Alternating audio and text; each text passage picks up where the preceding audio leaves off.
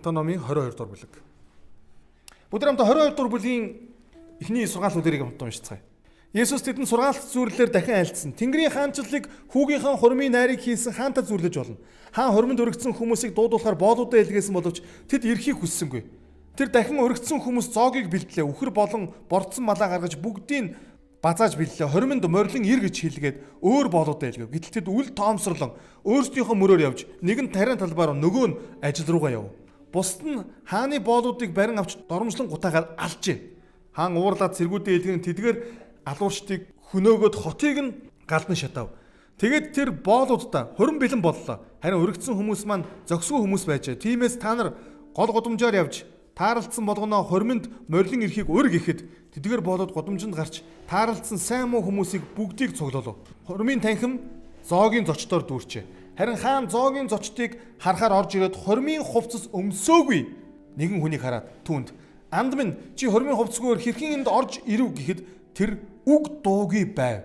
Тэгтэл хаан зарц нартаа түүний гар хөлийг хүлээд гаднах харанхуй тай. Тэнд тэр уйлж шүдээ хавирах болно гэж хэлжээ. Учир нь дуудагдсан олон хэдийч сонгогдсон цөөхөн гэж ярив гэсэн. Энэ 22 дугаар бүлэг яг өмнөх түүхнийг үргэлжилж байгаа юм шиг байна. Судлаач нар бол яг Есүс энэ түүхийг хизээ хэлсэн бэ гэдэг дээр яг баттаа шийдсэн юм юу байдаг. Магадгүй Есүсийн сүүлийн амьдралын сүүлийн 7 хоног тэгээ энэ өдөр лав гараг байсан байх гэж ихэнх бие судлаач нар бол боддог. Лав гараг гэдэг маань юу гэсэн үг вэ? Есүс шавныхаа хөлийг угаасан пүрэв гарагийн өмнөх өдөр нь гэсэн үг. Магадгүй энэ өдөр Есүс нөгөө нэг сүмийг цэвэрлчээд тэгээд буцаад Битан гэдэг тосгон очиж унтчаад өглөө нь дахиад сүмд ирээд тэнд хүмүүстэй уулздаг тийм. Ингээд энэ түүх үргэлжилжсэн байх гэж зарим боддог. Хизээ Есүс энэ түүхийг ярьсан хамаагүй ямар ч хэсэн Есүс дахиад үргэлжлүүлээд тэдэнд сургаалт үлгэр ярьсан байна. Энэ бас ижилхэн хүүгийн тухай. Есүс өөрийн ихэвчлэн хүний хүү гэж дууддаг байсан тийм. Матай номын бүр өмнөх энэ эхний бүлгүүд дээр бол Есүс дандаа хүний хүү гэж шинийг хэлж байгаа юм. Есүс өөрийгөө хэлж байгаа тийм. Есүс өөрийгөө маш даруухнаар хэлж байгаа. Уул нь бурхны хүү шүү дээ. Гэтэ Есүс өөрийгөө хүний хүү гэдэг байсан. Есүс өөрийгөө хүн гэдгээ илэрхийлж. Яг үндэ энэ хүний хүү гэдэг хэлц бол Даниэл номноос ихтэй. Есүс ямар ч хэлсэн хүний хүү гэдэг нэрээр өөрийгөө нэрлж яваад гэхдээ 21 дугаар бүлгээс эхлээд өөрийгөө Давидын хүү гэдэг энэ нэршлиг Есүс шууд хүлээж авсан. Оо та намайг яагаад Давидын хүү гэж дуудана вэ гэж хизээч Иерусалим руу орж ирэхдээ хин нэгэнд Есүс дургуутсаагүй. Дуртай хүлээж авчихсан. Давидын хүү гэдэг. 22 дугаар бүлгийн түүхийг харах юм бол нэгэн хаан хүүгийнхээ хормыг хийж байгаа. Хаан шүү энэ зүгээр нэг амбан захирагч биш. Тэгээ хүмүүсийг өрсөн чинь нөгөө хүмүүс нь ирээгүй. Дахиад боолуудаа явуулсан. Ирээгүй. Бүр ирэхгүй байх байтугай яасан бэ? Боолуудыг нь алсан гэж байгаа юм. Бүгдөө төсөөд идэв. Хааныхаа тушаал зааврыг хүлээж авахгүй. Тэгээ бүр татгалзаад бүр тэр байтугай бүр хааныхаа зарлагыг хүртэл алдчихаг. Энэ юу вэ? Тэрслэл те? Тэрслэл шүү дээ. Чингис хаан яагаад хоризмыг үнсэн товор болгодог вэ? Яагаад гэвэл хоризмын хаан те? Султан яадаг вэ? Чингис хааны элч нарыг алчдаг шүү дээ. Тийм учраас Чингис хаан уурладаг. Тэгээд хоризмыг очиж бүр газрын хөрсөнд тэгшлэнэ гэж Чингис хаан уурсдаг. Тэгэхээр хааны зарц боолыг ална гэдэг чинь өөрөө нэг талаараа хааны эрх мэдлийн эсрэг тэрсэлж байгаа. Эсэргүүцэл байгаа байхгүй. Энэ бол бүр ийм бослого байгаа байхгүй. Хааны хүлэмжшүүлэхгүй байна гэсэн үг. Хааны хүлэмжшүүлэхээс гадна энэ гол нь энэ хормын чи гол эзэн хэн байгаад байгаа вэ? Хан хүү. Хан хүү хүлэмжшүүлэхгүй гэсэн үг. Хаан хүүтэй хүүн хөрмөө ээж гэдэг чинь хан хүү хаан болоход бэлтгэж байна гэсэн үг байхгүй. Удахгүй энэ улсыг захирах ирээдүйн хаан гэсэн үг. Тэрсмө хормоо ээж чинь гэдэг чинь Израильчууд бол хурмыг бол маш утга учиртай ариун нандин зүйл гэж үздэг байсан. Тийм учраас хурм гэдэг бол ерөөсөө баяр хөөр ад жаргалын үйл явдал. Хамгийн гоё үйл явдал. Тэгээ энэ хамгийн гоё үйл явдлын гоё урилгыг хүлээж авсан хүн бол хамгийн түрүүнд баг цаг нь болохоос өмнө ирээд сууж авах хэрэгтэй тийм. Чи баяр жаргалтай үйл явдал шүү дээ. Тэсэн чи ирэхийг хүсээгүй. Шууд үл хүндэтгэл, үл хүлээн зөвшөөрөлт харагдаж байгаа хэрэг. Тэгээд хаан яасан бэхээр бүх хүмүүсийг хормонд ирүүлэхийг зөвшөөрсөн. Хормонд өргөцсөн хүмүүс зөксгүй хүмүүс байж. Тийм учраас гудамж руу гараад тэгээд бүх хүмүүсийг сайн муу хамаагүй тааралцсан бүх хүмүүсийг ураад оруулж ирж. Еврейчүүд хурм хийхдээ 7 хоног хурм хийдэг байсан. Хийдэг үсгээр шийдгэлтэй. Өнөөдөр ч гэсэн зарим бүр ийм хуучны үзэлтэй еврейчүүд 7 хоногийн турш хурм хийдэг. Зарим нь 3 хоног хийж байгаа. Зарим нь одоо жоохон богиносгоод те. Гэхдээ хуучны цагт бол хурм 7 хоног болдог гэсэн байна. Хурим хэд өдөр болдог гэсэн гэж. Еврейн ёс заншлаар хурим баасан гарагт болдог. Яагаад гэвэл Бурхан Адам, Ева хоёрыг яг баасан гарагт буюу бүтээлийн 6 дахь өдөр ажилласан шүү дээ. Өдөр Эхлэл номын нэг ишлэлийг харъя. Эхлэл номын 1-р бүлгийн 28 дугаар ишлэл. 27-28. Тэгээд Бурхан өөрийнхөө дүр төрхөөр хүнийг бүтээж Бурханы дүр төрхөөр эрэгтэй эмэгтэй хүнийг бүтээв. Бурхан тэднийг адислаж гэж байгаа. Эхлэл номын 1-р бүлэг дээр 1-2 дугаар бүлэг дээр буюу бүтээлийн түүхэнд ажиллах гэдэг үг 2 удаа л гардаг. Яг ижилхэн үг, еврей үг. Нэг нь Бурхан тэднийг адислаж буюу эрэгтэй эмэгтэй хүмүүсийг адилж байгаа. Нөгөөх нь Бурхан юуг адилсан бэ? Амралтын өдрийг, Шабат өдрийг адилсан. Бурханаар адислагдсан хоёрхан зүйл байгаа эдэнд, цэцэрлэгт. Бурхан гэр бүлийг адилсан, Бурхан Шабатыг адилсан. Тийм учраас еврейн хурим бол яг баасан гарагт болдог. Баасан гарагт хурмаа хийдэг. Тэгээд энэ баасан гарагийн хурим эхлэхдээ ямар ёслоор эхэлдэг гэхээр эхлээд дар суудаг. Дараа нь талах хіднэ. Тэгээд 7 еврейн Барух Адонай гэдэг ингээд 7 еврейн ерөөлийг уншдаг. Баасан гарагийн хурим ийм үйл явдал болдог. Ихэвчлэн энэ хуримыг сүмийн раби нар буюу эцгүүд адилдаг, залбирал үлддэг. Хуримын 7 ерөөлийг уншиж өгдөг. Тэгээд дар суудаг, талах хіддэг. Ингээд Шабат эхэлчихэж байгаа. Баасан гарагийн орой. Мэдээж Шабатын өглөө мэдээж бүгд синагогт очино, сүмд очино. Харин Шабат үдээс хойш нь хурмын гол фестивал болдог гэсэн ба. Гол баяр, найр болдог гэсэн. Энэ өдөр 3 хоол иддэг. Шабат үдээс хойш шууд 2 хоол идэж байгаа. Ингээд Шабатыг үдэж оройн 3 дахь хоолыг иддэг. Энэ бол еврейн хурмын ёсол байхгүй юу? Хамгийн гол хоолуудаа хизээ идээд байна манайхаа. Шабат өдөр идээд байгааз. Энэ бол Есүсийн цаг үед ч байсан, өнөөдөр ч гэсэн еврейчүүд хурмын ёслолыг яг ийм загвараар хийдэг. Бас нэг зүйл байгаа даа. Шабат өдөр ямар нэгэн шин зочин урддаггүй. Ягаад гэвэл Шабат өдрийгөө яд гэхээр хамгийн хүндтэй зочин гэж үздэг гэсэн еврей үзлэр. Шабат өдөр бол өнөөдөр энэ найрын энэ хурмын энэ Шабат өөрөө хамгийн хүндтэй зочин. Тийм учраас шин зочин урах шаардлагагүй. Тэгээд дахиад нөгөө 7 ерөөлийг Шабат өдөр дахиж давтаж уншдаг байсан ба. Есүсийн ярьсан сургаалтуудыг бид нарыг энэ еврей ёс заншлаас нь харахаар яг найр бэлэн болоод яг бүгдээ хоолоо идэхэд бэлэн болоод нөгөө сайхан гаргасан том үхэр бордсон малаа гаргаа яг идэхэд бэлэн болсон гэд хүн болгон дүүрчихсэн дахид зочин хэрэггүй. Тэгээ хаан зоог бэлэн болоод зоогийн танхимд орж ирсэхээр яг тэр үйл явдлыг төсөөлөхөр яалтчгүй өнөөдөр ч гэсэн байгаад байгаа еврейн хурмын ёс заншлуулах Шабат өдрийн тэр хоолны том найр харагдаж байгаа юм. Ямар нэгэн хуримлагч хосын урилгыг аваад очиж их иднэ гэвэл тэр өдөр нь хизээ өдөг байсан. Шабат байсан байгаа. Тэгсэн чинь энэ хүмүүс татгалзаад оронд нь юу хийлээ манайхаа? Нэг нь тариан талбаар угаа. Нөгөөх нь ажил руугаа явсан гэж байгаа байхгүй юу? Есүс яагаад заавал энийг ингэж дурдаад байгаа юм бол? Яагаад гэвэл тэр өдөр нь Шабат байсан байхгүй юу? Хурмын ёс заншлыг хамгийн их иддэг, хамгийн чухал, дахид нэмж зочин авдаггүй, найр хүндэтгэлтэй хийдэг тэр өдөр нь бол Шабат өдөр байсан байна. Тэгсэн чинь урилга авсан хүмүүс нь үгүй. Би тариан талбаар руугаа явна. Би ажил руугаа явна. Есүсийн 6 үлгэр ярихдаа зүгээр ч нэг тариан талбай зүгээр ч нэг ажил гэдэг үг гинт хэрэглээгүй. Яг бол энэ найр хизээ болсон бэхээр Шабат үдээс хойш болж ирсэн найр байхгүй. Тэд сонголтоороо эзнийг шууд түлхсэн. Өнөөдөр ч гэсэн маш олон хүмүүс Шабат өдөрт хүндэтгэлгүй хандсанараа Шабат өдөрт эзний өргөөнд ирэхээс татгалцсанараа яг энэ хуримнаас татгалзаж байгаа зохисгүй боолууд шиг эзэнд харагддаг. Суудал дээр уул нэрийн бичсэн байгаа ирээсээгээд тэг ирэхгүй байгаас хүмүүсийг хараад Иесус юу гэж хэлдэг вэхээр зохисгүй хүмүүсийг оржээ. Ингээд хурмын ёсол эхлэхэд хаан орж ирээд хурмын заалыг ингээ хараад нэг хүн тэнд хурмын хувцас өмсөг байгаа хардаг. Татгалц, хурмын хувцас татгалц.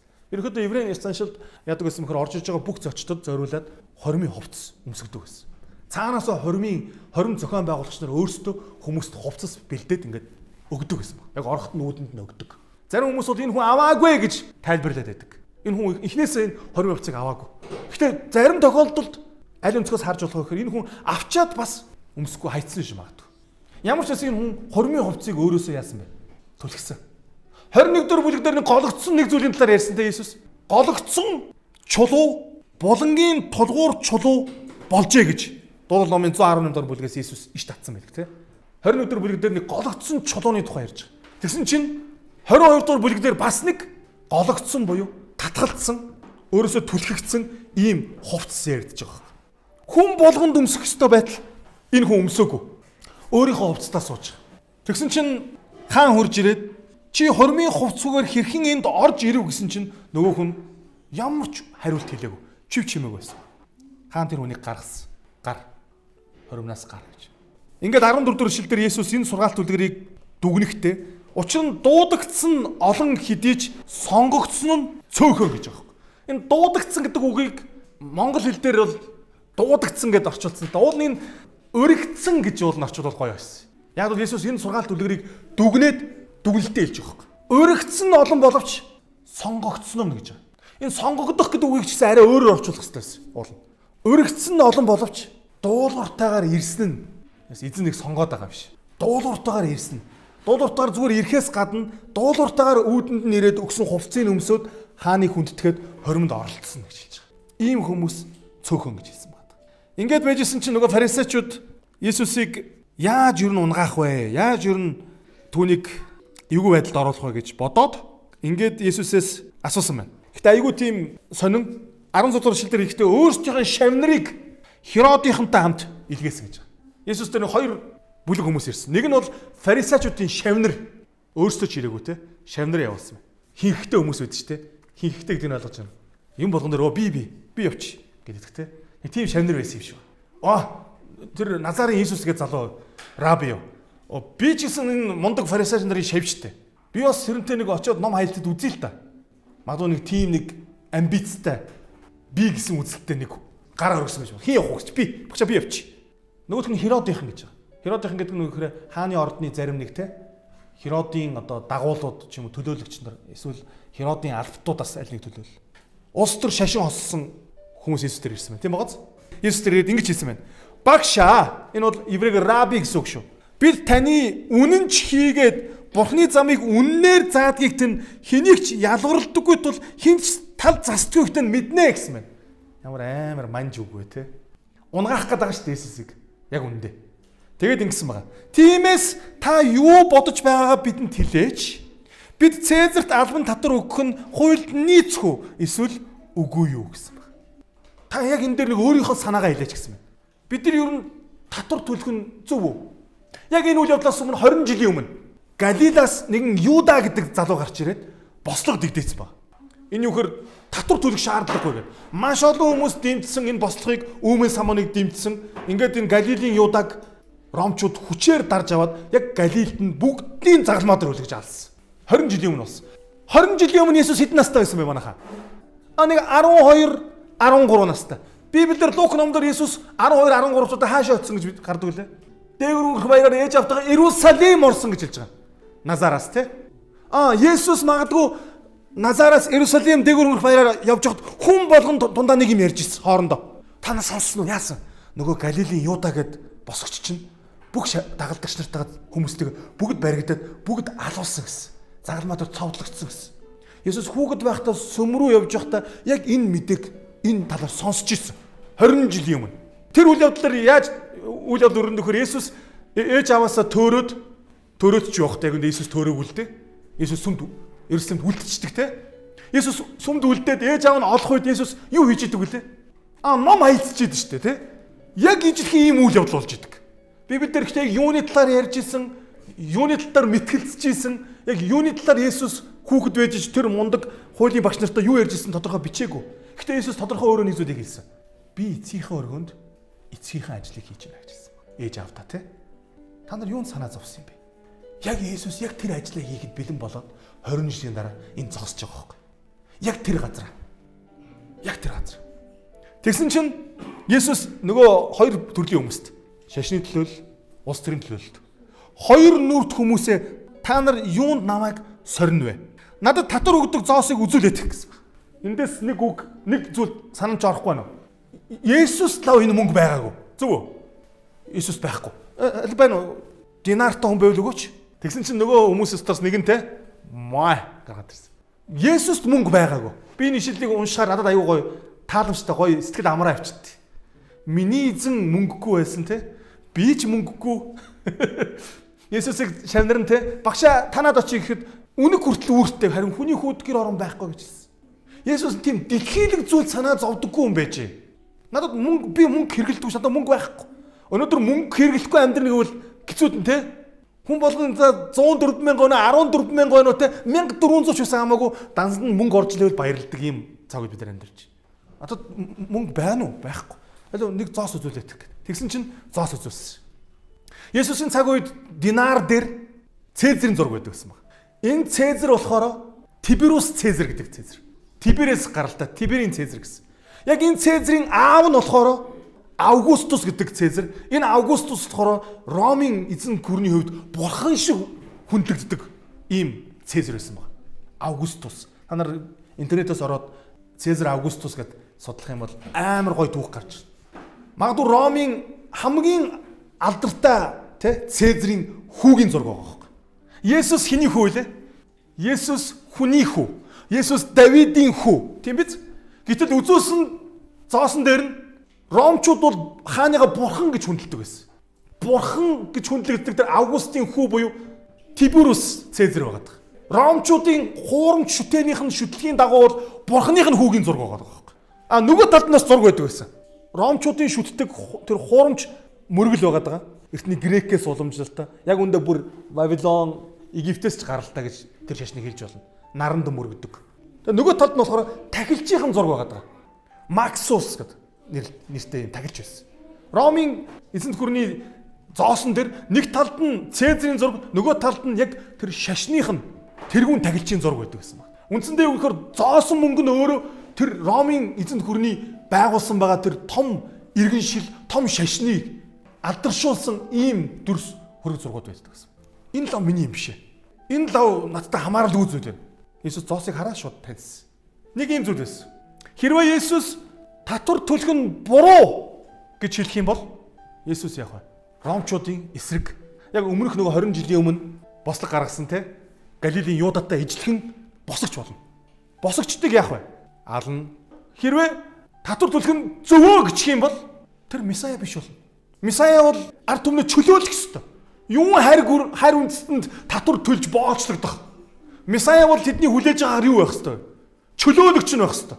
Тэгэхээр Есүс татвар төлөх нь зөвөө гэж хэлсэн бол Есүс Месая биш болно. Тэгээд өөрийгөө хуурамчаар би бол Месая Христ гэж өргөмжилсэн. Хуурамч Месая болоод бас яах нь? Алуулна. Тийм гэж хэлсэн ч алуулна, үгүй гэж хэлсэн ч алуулна. Яг үндэ энэ асуулт бол Есүсийг ийм гацсан шалаанд оруулсан ийм асуулт. Юу гэж хариулахыг хүлээгээд нөгөө шавнартай. За би ч гэсэн Есүсийг яг мад хийсэн асуулт асуугаад бэлдээд ирцэн тэгээд нөгөө шавнарын нэг нь бодож ирсэн. Гэсэн чинь Есүс юу гэж хэлсэн бэ? Энэ хэний дүрс бичээс вэ гэж асуув. Тэр түнд Цезарийн гэхэд Есүс тэгвэл Цезарийн ямиг Цезарт нь, Бурхны ямиг Бурханд нь гэж хэлсэн. Бурхан биднээс юу хүсдэг?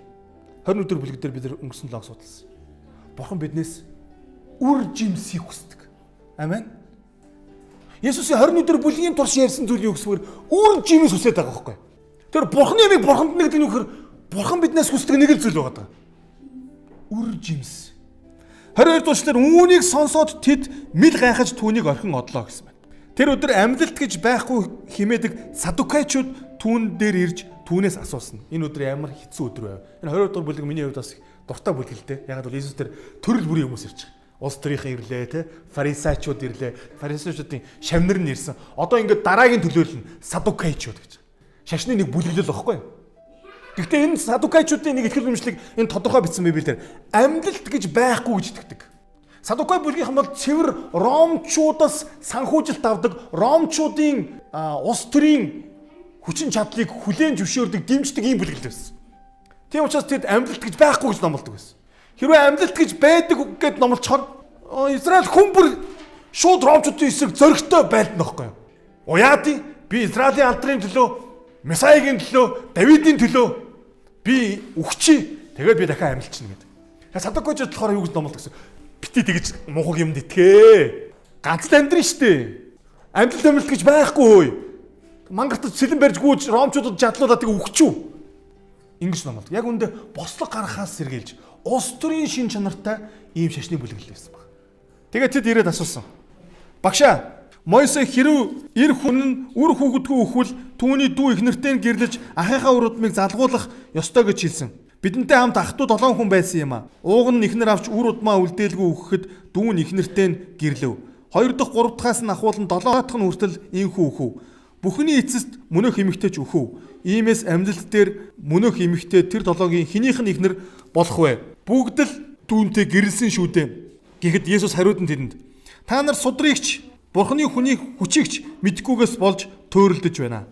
Амьдлал дээр тэд гэрлэгчгүй, нөхөртж гарахгүй, харин тэнгэрдэх тэнгэр элч нартай адил болох юм аа гэсэн. Яг энэ түүхэнд бодит түүхүү мэдхгүй. Яг үнэхээр энэ садукайчуудын дунд ах トゥ 7 байжгаад дундаа нэг их нэртэй байсан үгийг мэдхгүй. Магадгүй Есүсийг унгаахын тулд зохиосон байж магадгүй. Гэтэ энэ түүхэн зохиолоо гэхэд арай л хитрхи түүхэн тий. Саяны түүхэн дээр үхүү гэдэг үг амар олон байгаа. Ямар ч байсан 7 ах トゥ 7 өгсөн сүүлдээ тэр 7-оос суусан ихнэр нь хүртэл өгсөн. Тэр тул номын 27 дахь бүлэг дээр Мойсегийн хууль байдаг. Ялччууд тэр хуулийн дээр ах нь өхвөл ахын ихнэр тэр гэрт байгаа эрэгтэй дүүгийнх нь ихнэр болно гэж бичсэн байгаа. Нэг сонирхолтойс бол харагдана. Амьлалт гэж байдаггүй садукайчууд Есүс дээр ирээд амьлалт дээр 28 дугаар эшлэлээр мөнөө химэгтэй тэр долоогийн хинийх нь ихнэр болох вэ? Яг үндэ өөрөө итгэхгүй байгаа зүйлээ Есүс асууж байгаа юм тий. Бурханаас бид нар заримдаа асуудаг, хүмүүс асуудаг. Яг үндэ итгэе гэж асуудаггүй, зүгээр мэдээ гэж асуудаг. Ийм хүмүүс маш олон байдаг. Сүмд ч гэсэн маш олон ирдэг. Тэгээ бурхангүй үзэлтнүүд яг ийм итгэлтэй. Тэгээд хэрвээ чи миний асуултанд хариулж чадахгүй бол харж байгаа үстэй. Бурхан гэж байхгүй. Зүгээр асуултанд хариулт гаргаж чадаагүй бол бурханыг байхгүй болгож итгэдэг. Бурхан ямар ч асуултанд хэзээ ч бүдэрдэггүй. Бурханыг айлгах, чичрэгэх, сандрагах ямар ч асуулт энэ дэлхий дээр байхгүй. Энэ дэлхийн бүх бурхангүй үзэлтнүүд нийлээд тархиа ажлуулаад хамгийн том бурханыг үгүйсэх асуултыг гаргаж ирсэн ч гэсэн тэр асуултанд бурханд дэндүү жижигдэнэ. Бид өөрсдөөс асуух хэрэгтэй. Бидний заримдаа асуулт байдаг шүү дээ. Тэнгэрт бид нар яах вэ? Нисэх болов? Сонь асуулт асуудаг шүү дээ. Надаас хүмүүс янз бүрээр асуулт танаас асууж ирсэн баг. Итгэгч гээл бурхны талаар мөнхийн амийг ярих юм гээл. Тэгэл чи одоо деваач ингээл байх уу гээл сонь асуулт. Би нэг зүйл бол итгэдэг. Тэр нь хэдийгээр ирээдүйн зүйлсийг төгс бүрэн дүрэн мэдэхгүй байгаа ч гэсэн нэг зүйл би үнэхээр бүр итгэлтэй байдаг.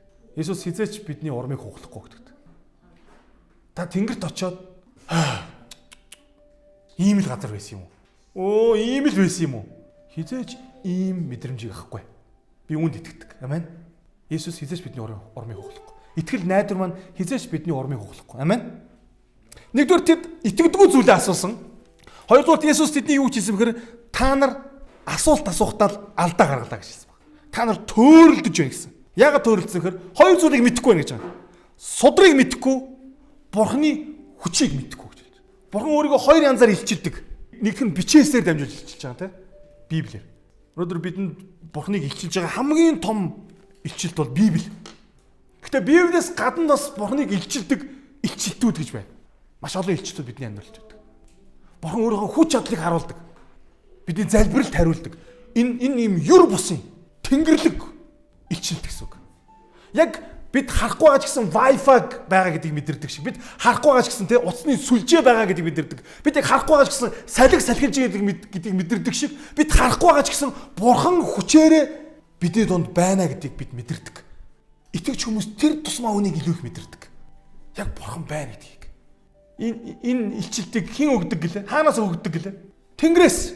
Симоно чи ерөөлтэй. Үүнийг мах цус нь биш. Харин эцэг чамд илчилсэн гэж хэлсэн тий. Амен. Амен. Бидний мах цусны дунд зөвхөн амьдарч байгаа хүмүүс биш.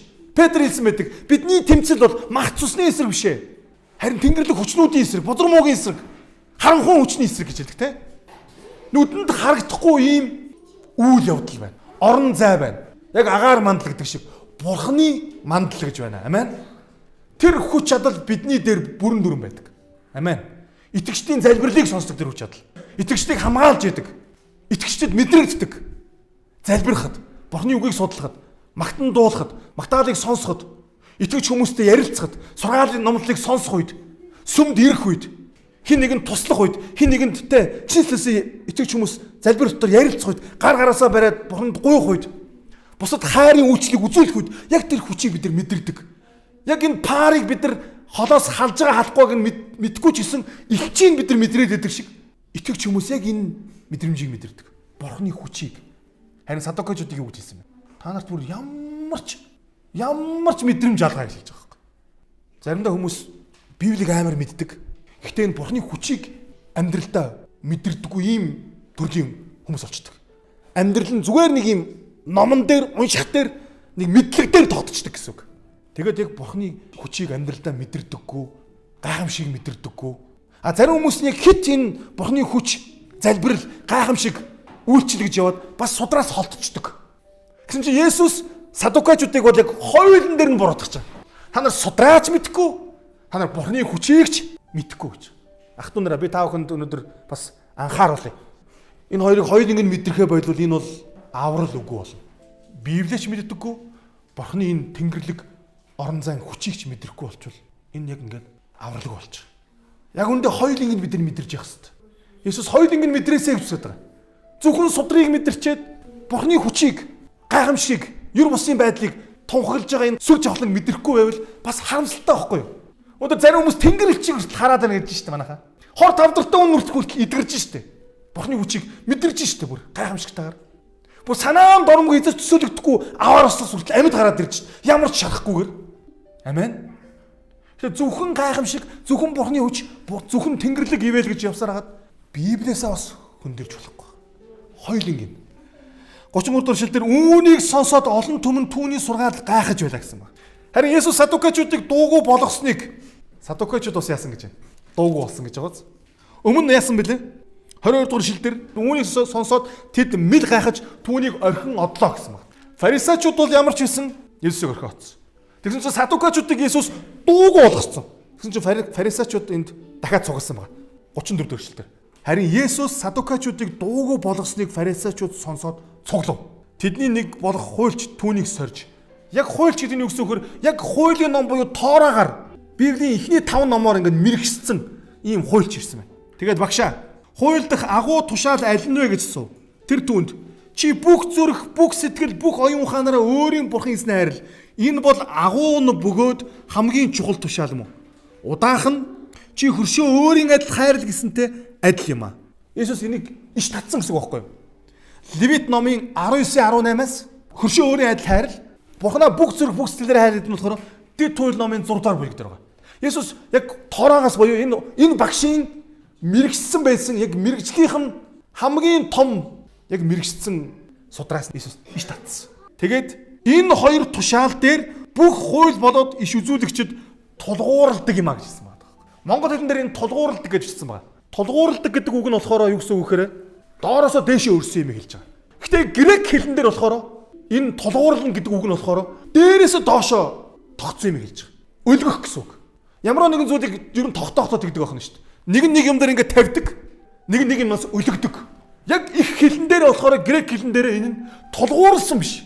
Харин өлгөгдсөн гэдэг санаа байдаг байхгүй. Энэ дээрээс доошоогоо гэсэн үг тогтож байгаа. Доороос дээшээ биш. Хууль гэдэг зүйл бол тийм байхгүй юу? Хууль гэдэг бид нар хууль гэдэг шатаар ингээд бурханд хүрэх гээд байгаа юм биш. Хууль гэдэг зүйл хэнээс өгөгдсөн бэлээ? Бурханаас хүнд өгөгдсөн шүү дээ. Дээрээс доошоо. Израильчууд Египтээс гарсны дараа хууль өгөгдсөн шүү дээ. Ах トゥ нараа. Египтээс яаж гарсан бэлээ? Египтээс гарсан хамгийн гол хүч гайхамшиг бол дээгүүр өнгөрөх орой. Тотгон дээр хурны цусыг нялаад нэгч Израиль ууган хүү үхэлгүйгээр тэгээд фараоны хүү үхээд тэгээд фараон эцэстээ Мойсег яв биднийг орхиод. Тэгэд хурганы цусаар тэр шинэ үхлийг ялаад Египтээ орхио гардаг шүү дээ. Тэгээд гарч яваад Синай уулан дээр ирээд хууль авч. Өнөөдөр бүгд итгэлийн амьдралыг төсөөлөе л доо. Есүсийн бас амьдралыг төсөөлөе л доо. Есүс үнэхээр тэр дээгүүр өнгөрөх оройн хургийг төлөөлд юм бол бид Есүсийн цусаар аврагдчаад буюу Египтээс гарчаад гин нүглийн боолчлоос гарчаад тэгээд дараа нь юун дээр ирж байна? Синай уулан дээр ирж байна. Бурхан минь хуулиа өгөөч. Үнэхээр аврагдсан бол үнэхээр тэр цусаар бид нар аврагдсан бол одоо бид хууль ямар хэрэгтэй?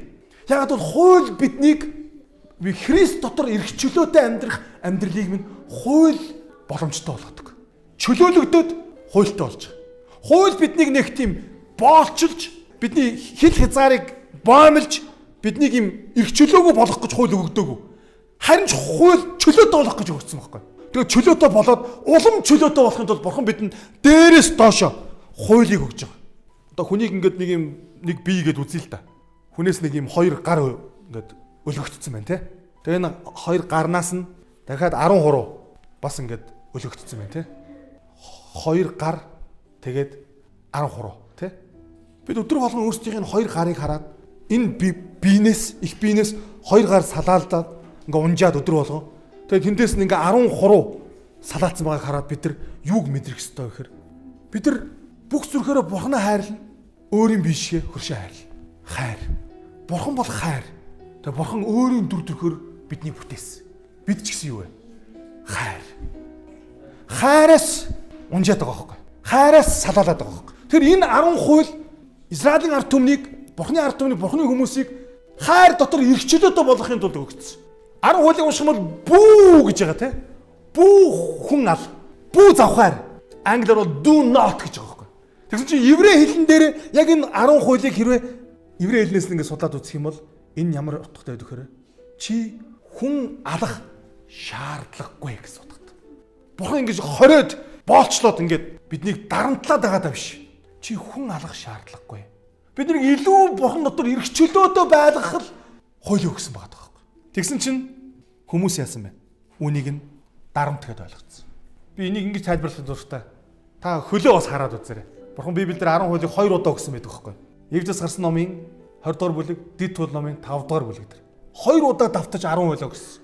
Дэд туул номын бүлэг бол яг Израильчууд Египтээс гараад 40 жил явсны эцэст Йордан голыг гатлаад тэгээд Канаан нутаг буюу Сүү балаар бэлгсэн амлагдцнуудад яг орохын өмнө Бурхан дахиж 10 хууль өгч байгаа. Одоо чи миний энэ хуулийн дагуу алах амьдр. Хүн юугаар алах вэ? Хүн хөлөөрөө алах шүү дээ. Хүн хөлийн хуруу байхгүй бол хүн зогсож чадах болов? Бараг эрхийн урууг бол зогсож чаддгүй гэл юу гэлээ? Тим судалгаа, тим юу байдаг шүү дээ баримт те. Хүн эрхийн урууг бол бараг хүн тэнцвэртэй зогсоход хэцүү болдог гэдэг. Бурханы хуулийг дагаж амьдрах хэрэгтэй. 41-р ишлэлдэр фарисеучуудыг цуглах зур Есүс тэднээс та нар Христийн тухай юу гэж боддог вэ гэсэн байна. Энэ Христ гэдэг нь болохоор грек хэл дээр Христ, еврей хэл дээр Месая гэж. Та нар ер нь Месаягийн талаар юу гэж боддог вэ? Хамгийн их боддог юм асууж байгаа юм. Хамгийн их хүлээдэг, хамгийн их итгэдэг, хамгийн чухал зүйлийг нь. Тэр хэний хүү вэ гэж асуухад тэд Давидынх гэсэн. Шууд хариулж байгаа юм те. Шууд бэлэн. Давидынх. Мөсөн дээр мөнгө аяг сар гэдэг шиг те. Шууд хариулж байгаа. Энэ амар тийм easy асуулт. Тэгсэн чинь Есүс Дуулал номын 111-р ишлэлийг иш татсан. Тэр тэдэнд тэгвэл яагаад Давид сүнсээр түүнийг эзэн гэж дуудаад Месаяга те эзэн гэж дуудаад эзэн миний эзэнд би чиний дайснуудыг хөлд орчин тавих хүртэл миний баруун гарт залрагтун гэсэн юм бэ. Хэрв Давид түүнийг эзэн гэж хэмээн дууддаг бол тэр яаж түүний хүү байх вүлээ гэж айлдав. Хин ч хариуд нь түүнд үг хэлж чадаагүй бөгөөд тэр өдрөөс хойш нэг ч хүн түүнээс юм асуухыг зүрхэлсэнгүй гэж. Есүс асуусан байна. Хэрв Давид түүнийг эзэн хэмээн дууддаг юм бол тэр яаж түүний хүү байх вэ? Таны хувьд эзэн минь гэж дууддаг мөртлөө таны хүү зэрэг таны хүү байж болох уу? Нэг л тохиолдол боломжтой. Нэг л тохиолдол. Тэр эзэн нь махан биетэй болоод англиар incarnation гэж байгаа. Яг Иохан номын 1-р бүлэг дээр тэр үг нь махан бие болж бидний дунд ичлэгдсэн гэж. Махан биетэй болоод хүн төрөлхтний дунд ирж байж л энэ боломжтой бол. Давидын эзэн бас Давидын хүү үр удам. Нэг л тохиолдолд Месая. Есүс энэгээр юу гэж хэлж байна? Та нарын хүлээж байгаа тэр жинхэнэ Месая чинь Давидын эзэн бас Давидын хүү. Та нар удаа хүртэл энийг ойлгохгүй байгаа юм уу? Та нарын хүсэн хүлээж байгаа тэр таамаглаж, гордож хүлээж байгаа Месая чинь яг үүндээ махан биетэй хүн болж ирнэ гэсэн байна. Бүр үгээр би өмнө чинь зогсож байна гэж байна. Амен. Яг л энэ түүх хэлэхдээ гарсан тэр сургаалт үлгэр шиг хаан хүн болгоны хормонд орсон. Яг л 20-р бүлэг дээр Есүс сүмд ороод сохор доглон хүмүүсийг оруулж ирсэн. Та нар нааш ир. Та нар ир. Есүсийн амьдралыг харах юм бол Есүс самар эмэгтэйн амьдралд орж түүнийг нааш ир гэсэн. Есүс 100-ын дарга дээр очиод те би Израильд ийм агуу итгэлийг хараагүй. Есүс уйман өвчтөй өмнө дээр очиод те би хүсэж байна чи цэвэрш гэж хэлсэн байдаг. Есүс гологдсон, гадуурхагдсан, хайр үндэстэн гэж шилэгддэг татвар хураагч нартай, янхнуудтай Есүс тэдэнтэй хамт байж тэднийг өөртөө дуудсан. Нэг л зорилгоор тэд жинхэнэ Месая нь болохын тулд. Есүс бол Давидын Месая байсан. Есүс яг үндэ түүнээс асуулт асуугаад байгаа түүнийг сориод байгаа хүмүүсийн ч гэсэн Месая нь байсан байхгүй. Есүс 100-ын даргын Месая. Есүс самар эмэгтэйн хувьд хүсэн хүлээжсэн Месая нь. Есүс хүн болгоны хувьд Месая нь байсан. Тэгээд тэднийг над руу ир. Би аврагч чинь. Өнөөдөр ч гэсэн Есүс танаас яг энэ асуултыг асууж байгаа. Та нар мэдхүү. Христийн тухай юу гэж боддог вэ? Тэр таны юу вэ? Таны Месая мөн үү? Та Месаягаа яг жинхэнэ утга учраар нь ойлгосон. 22 дугаар бүлэг дээр нэг дөрвөн зүйл харагддаг. Есүс эхлээд Цезарийн талаар ярьсан. Энийг харахаар Есүс улс төрийн тухайн үеийн хамгийн том хилцүүлэгтэй асуултанд Есүс хариу өгсөн. Хоёр дахь нь Есүс дээр садукачууд ирээд азгүй 8 хүний үхлийн талаар ярьсан байна. 7 ах トゥ 1 эхнэр. Би хэлсэндээ энэ түүхэн дээр амьлалт гэхээсээ түр үхэх гэдэг үг айгүй ол орсон байна. Есүс үхэл болон амьлалтанд өөрийнхөө байр суурийг илэрхийлсэн. Есүс ямар ч юм юу гэж хэлсэн бэлээ? Амьлалт дээр гэж хэлсэн байна. Есүс амьлалтанд итгэдэг. Амен. Гурав дахь нь Есүс хуулинд хариу өгсөн. Миний бодлоор хамгийн агуу тушаал гэдэг бол энэ юм аа. Тэгээд Есүс төгсгөлд нь Есүс Месаягийн талаарх өөрийнхөө бодлыг хэлсэн. Дэлхийн сүүлийн үед амьдарч байгаа үлдгэсдийн хувьд, Бурхны үнэн ч итгэгчдийн хувьд бидэнд яг ийм асуудлууд бидэнтэй тулгарна. Дэлхийн төгсгөл ойртсон. Цэзэртэй нүрт болно. Хууль гарч ирнэ. Бидний амьдралыг удирдах, зохицуулах юм улс төрийн хууль гарч ирнэ. Бид энэтэй хүсэн үсээгөө нүрт болно. Тэгээд тэр хууль нь биднийг худалдаж авах боломжийг хаах болно. Маш олон хүчтэй цэзрүүд гарч ирнэ. Дэлхийн төгсгөл ойрч тусам бидэнд ямар асуудал тохиолдох вэ гэхээр маш олон бидний эргэн тойронд байгаа хүмүүс үхэн. Есүс хэлсэн. Сонгогдсод хүртэл төөрөлдөн. Маш олон хүмүүс намайг дагсаас олж амиа алдна гэсэн. Гэтэ Есүс юу гэж хэлсэн бэлээ? Эцсээ хүртэл твцэн нь авралт болно. Хин амиа хайрлахгүй нь тэрэнд өгөгднө гэж хэлсэн. Дэлхийн төгсгөлийн цаг үе болоход Бурхны хуулийг дагах уу эсвэл эс дагах уу гэдэг ийм маш том тэмцэл Бурхны сүмийн дотор бий болно. Нэг хэсэг нь хууль хэрэггүй гэж хашгирна. Нөгөө хэсэг нь Бурхны тушаалууд хийгээд Есүс итгэлийг сахисан эмгтэн үр удам байсаар авах болно. Эхлээд дэлхийн төгсгөлд хүн болгоны нүүр тулах хамгийн чухал асуулт юу гэхээр яг Есүс фарисеучуд асуусан. Та нар Христийн талаар юу гэж боддог вэ? Та нарын хувьд Христ гэж яг хэн бэ? Цаг нь ирэхэд та түүнтэй нүрээрээ, нүдэрээ, харцаараа уулзахад та бэлэн байна уу? Тэр таны хувьд хэн бэ? Ах トゥ нараа Бурханаас асуудаг. Тэр олон асуудлуудынхаа донд нэг л асуултыг яг хариултыг мэддэг байгаасаа гэж үздэг. Хүмүүс охин минь үхэлтэй өнгөрсөнтэй холбоотой, үхэлтэй холбоотой, диваажнтай холбоотой, улс төртэй холбоотой, таны амьдралд байгаа зовлон бэрхшээлтэй холбоотой олон асуултууд яагаад бурхан минь яагаад надад ийм зүйл болж байгаа? Яагаад бурхан миний амьдралд ийм зүйл болж байгаа? Магадгүй хариултыг авахгүй ч болно. Гэхдээ нэг л асуултынхаа хариултыг маш сайн мэддэг байна. Чиний хувьд Христ хэм бэ? Тэр хэний хүү вэ?